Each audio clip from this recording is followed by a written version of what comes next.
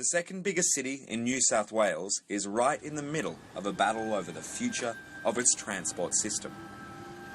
Newcastle's train line, which starts at Hamilton and ends at Newcastle Station, divides the harbour town from its foreshore.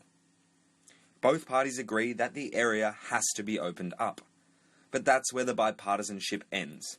For a city that's dealt with its fair share of challenges, the removal of Newcastle's heavy rail line looks set to be one of the most divisive issues in the 2015 election. Incumbent Labor MP Tim Crackenthorpe wants to improve access to the foreshore, but keep the infrastructure of the rail line.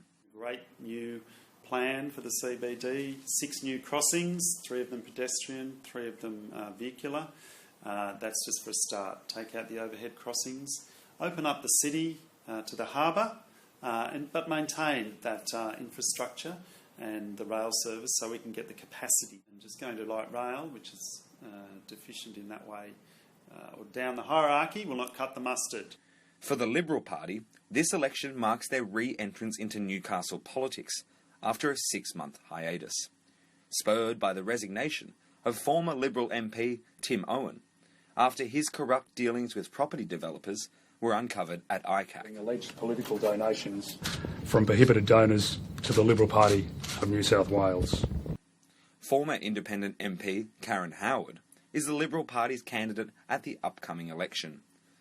She has reaffirmed her party's commitment to light rail. It doesn't make sense to run a light rail system along a heavy rail corridor. It defeats the purpose of opening up our corridor to families, workers through the day to use.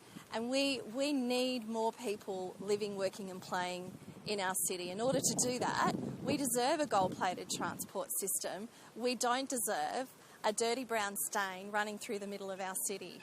Voters in Newcastle are equally divided. Joan Dawson has marvelled at trains since she was 7 years old.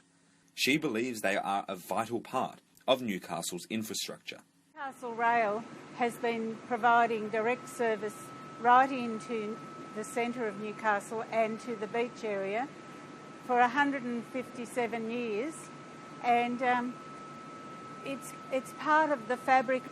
People who come from the valley, from the Hunter Valley, the communities up there, depend upon Newcastle as the centre. It's the major city for this region, and people from the valley depend on it for educational opportunities and job opportunities for the young people. But business owners like Helene McLennan believe that light rail will open Newcastle's doors to lucrative dollars from the tourism market. I'm a big believer in light rail. I think the city needs to change. It hasn't changed for the last 25 years, so I think something definitely has to be done. Ever since the earthquake, everybody moved out of the city and moved out to the suburbs. I remember coming here as a teenager growing up, and it was just buzzing. The whole city was alive. And ever since the earthquake, everybody moved out of the city, so the city went dead. And it hasn't improved for 25 years, except for the last few years. Now's the time to keep on with the changing of the city. Don't stop now. Let's keep it going. We're on a roll. We need more people in the city for businesses to survive, and the only way to do that is to make changes, build more apartments and bring people back into the city. The city looks set to be divided, no matter which way the train line goes. But one thing's for certain. When voters go to the polls on March 28, the life and death of Newcastle's light rail is what this electorate will be won and lost on.